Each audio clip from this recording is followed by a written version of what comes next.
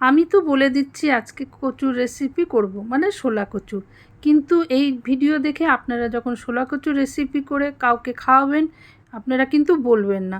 তারা অনায়াসে খেয়ে বলবে, বাহ, খুব ভালো লাগলো আজকে আপনার এই পনিরের রেসিপি। তাহলে বন্ধুরা এরকমভাবে কিন্তু বানাবেন আর সবাইকে অবাক করে দিবেন। এই রেসিপি খেতে যেরকম ভালো, বানাতেও সেরকম সুবিধা। আর নতুন নতুন রেসিপি দেখতে হলে আমাকে কিন্তু সাপোর্ট করবেন। এরকম নতুন নতুন রোজ রেসিপি আমি আপনাদের মাঝে শেয়ার করব। আশা করি আপনারা পুরো ভিডিওটি স্কিপ ছাড়া দেখুন, ভালো লাগবে।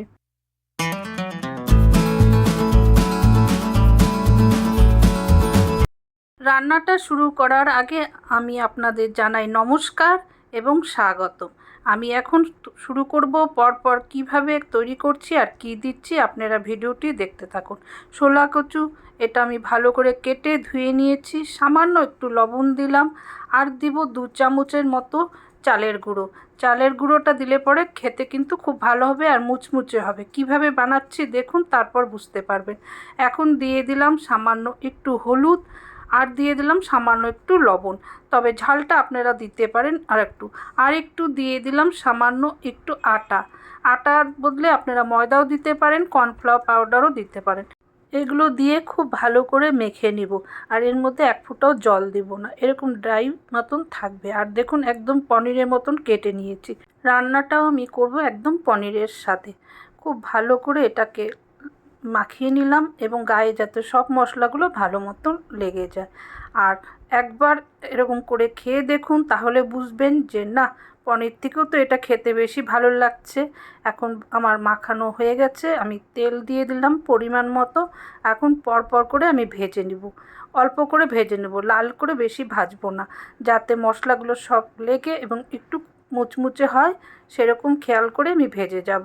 বাড়িতে অতিথি এসছে, তারপর আপনি কীভাবে কী রান্না করে খাওয়াবেন চিন্তায় পড়ে যান। যদি কচুটা থাকে, শোলা কচু, তাহলে কিন্তু এরকম করে খাওয়াবেন, অনায়াসে তারা ভালো মতন খাবে এবং বুঝতেই পারবে না যে এটা কচুর একটা রেসিপি। সেরকমভাবেই আপনাদের মাঝে আমি তুলে ধরছি, অর্থাৎ রান্না করে দেখাচ্ছি। আর শোলা কচু এত ভালো টেস্ট হয়, একবার বানিয়ে বুঝতে পারবেন যে না, সত্যি ভালো ভিডিও দেখলাম, ভালো কিছু শিখলাম।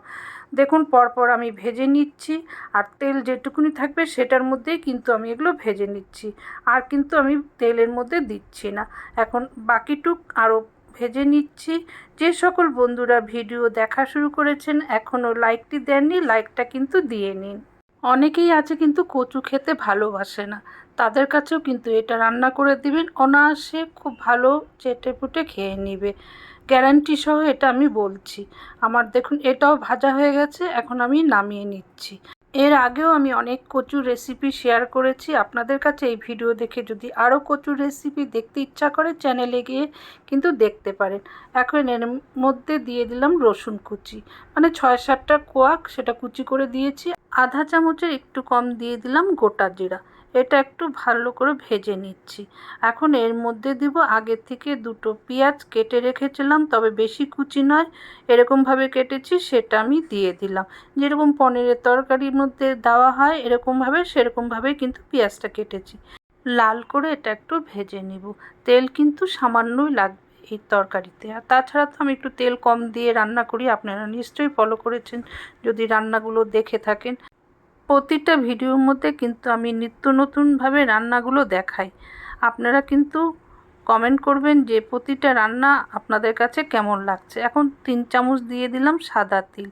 সাদা তিলটা দিলে পরে টেস্টটা আরও দ্বিগুণ বেড়ে যায়। এটা পেঁয়াজের মধ্যে দিয়ে ভালো করে আমি আবার এটাকে ভেজে নিচ্ছি।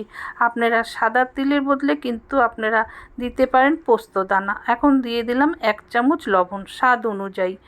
আবার খুব ভালো করে ভেজে নিচ্ছি, লবণটা দেওয়ার কারণ পেঁয়াজটা ভালোভাবে ভাজা হয়ে যাবে। এখন টমেটো দিয়ে দিলাম, একটা ছোট টমেটো কেটে দিয়ে দিলাম, তবে এটা পেস্ট করিনি, এরকমই দিয়েছি। টমেটো যদি না থাকে আপনারা টমেটো সসও দিতে পারেন। ভালো করে দেখুন আমার অনেকটা ভাজা হয়ে আসছে, আর একদম জল ছাড়া এই মশলাটা এখন কষাচ্ছি, তারপরে জল দিব। এখন এর মধ্যে দিয়ে দিলাম 1 চামচ হলুদ, 1 চামচ দিয়ে দিব লঙ্কা গুঁড়ো, ঝালটা তো নিজের উপর। তারপর দিয়ে দিচ্ছি আধা চামচ ধনে গুঁড়ো, আধা চামচ জিরে গুঁড়ো। পরিমাণটা যেরকম আমার দিতে হবে সেরকম দিয়েছি, আপনারাও সেই বুঝে দিবেন। তবে এটার মধ্যে বেশি মশলা আমি দিব না, এর মধ্যে দিয়ে দিলাম সামান্য জল। এখন মশলাটা যাতে ভালো করে কষে যায় তার জন্য জলটা দিলাম। এখন অনবরত কিন্তু মশলাটা কষিয়ে নিব। আর দিয়ে দিলাম আদা কুচি, আদা পেস্ট করেও দিতে পারেন, তবে আমি আদা কুচি করে দিয়েছি, মানে গ্রেট করে দিয়েছি। এখন দিয়ে দিলাম সেই ভাজা কচুগুলো, এর মধ্যে দিয়ে আবার খুব ভালো করে কষিয়ে নেব। যদি আপনাদের ইচ্ছা হয় আলুও কিন্তু দিতে পারেন, অনেকে আলু পছন্দ করে খেতে, আলুটা দিলেও কিন্তু খেতে খারাপ হবে না। খুব ভালো করে কিন্তু এখন কষিয়ে নিব।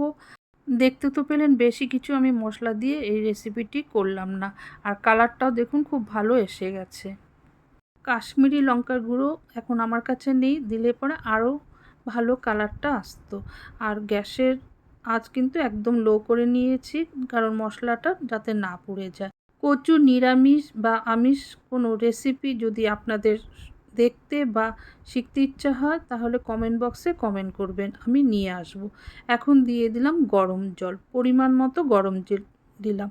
এর মধ্যে আমি 2 কাপের একটু বেশি গরম জল দিয়ে দিলাম। খুব ভালো মতন এটাকে এখন নাড়িয়ে 10 মিনিটের জন্য ঢেকে দিব। এখন গ্যাসের আঁচটা কিন্তু একটু বেশি করে দিয়েছি। 10 মিনিট পর আমি কয়েকটা কাঁচা লঙ্কা দিয়ে দিলাম। ভালো করে এটাকে নাড়িয়ে নিচ্ছি, আর নিচে যাতে না লাগে, কারণ লাগার ভয় এটার মধ্যে বেশি, কারণ যেহেতু আমি এটা ভেজে নিয়েছি চালের গুঁড়ো দিয়ে, এজন্য একটু নাড়াতে হবে বেশি। এখন দিয়ে দিলাম হাতে ঘষে কসুরি মেথি, এটা অপশনাল, যদি দিতে ইচ্ছা হয় আপনারা দিবেন, বাড়িতে থাকলে দিবেন। এখন দিয়ে দিলাম 1 চামচ ঘি। এখন তো ধনেপাতা খুব দাম আর ভালো মতন পাওয়া যায় না, তার জন্য এটা দেওয়া। আর দিয়ে দিলাম আধা চামচ গরম মশলা গুঁড়ো। এখন গ্যাসটা আমি বন্ধ করে কিছুক্ষণ ঢেকে রেখে দিব, তারপর আবার ঢাকনাটা উঠিয়ে আপনাদের দেখাচ্ছি। এই ভিডিওটা যদি ইউটিউব চ্যানেল থেকে প্রথমবার দেখে থাকেন, দেখে ভালো লাগলে চ্যানেলটিকে সাবস্ক্রাইব করে দিবেন, তার সাথে বেল বাটন অন করে দেবেন, নোটিফিকেশন যাবে। নতুন ভিডিও দিলে আপনারা এসে দেখে শিখতে পারেন। লাইক কমেন্ট নিশ্চয় করবেন, আর যদি খুব ভালো লাগে শেয়ার কিন্তু করে দেবেন। হ্যাঁ, হাইপে দিতে কিন্তু ভুলবেন না। যদি ফেসবুক পেজ থেকে প্রথমবার ভিডিওটি দেখে থাকেন, দেখে ভালো লাগলে পেজটিকে ফলো করে দিবেন, লাইক কমেন্ট এবং শেয়ার করে দিবেন পরিবার বন্ধুবান্ধবের মাঝে। আজ তবে বিদায় নিচ্ছি, আবার কোনো নতুন ভিডিও নিয়ে আমি ঠিক সময় চলে আসব। ততক্ষণ আপনারা অপেক্ষা করুন নতুন কোনো রান্না দেখার জন্য। আপনারা ভালো থাকুন, সুস্থ থাকুন, সবাইকে ভালো রাখুন। এতক্ষণ যারা আমার ভিডিওটি দেখলো, শিখলো, তাদের জানাই ধন্যবাদ।